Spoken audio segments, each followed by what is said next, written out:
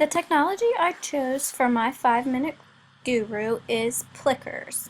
Plickers is a tool that lets teachers collect real-time formative assessment data without the need for student devices.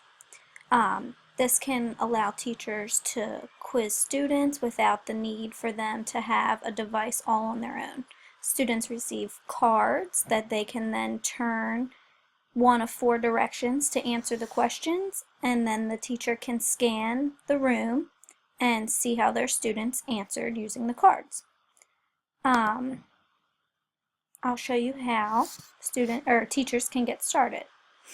All you have to do is download the app onto your phone or tablet, and then you have the ability to scan your classroom to know how your students are answering your questions. Next thing you'll need to do is print out the cards. You get a free set of cards as well as your free app download to use Plickers. Each card has a unique number that you can assign to individual students so that when they respond to your questions, you as the teacher can know how each student is responding and whether they have an understanding of the knowledge. Once you sign into Plickers, you can set up your classes with your students, and you can see how each name has a card number so you can keep track.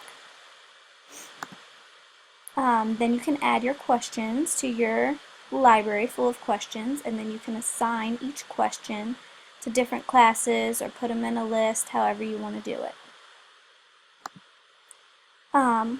When every one of your students has their cards and you're ready to ask questions and they answer, you can use the camera icon to scan the students' responses and receive instant feedback on how your class answered your questions. There's also a live view tab that allows you to display your classroom results. When you view your results, you can use a score sheet to monitor the student's progress and save time grading. Your question history can also show your latest results.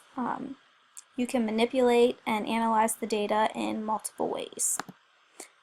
After you sign in, this is my Plickers account, and I have a demo class that I've assigned each student a card. I just used 3 students. When you go to your library, you can develop questions, and once you have questions, you can add them to your class.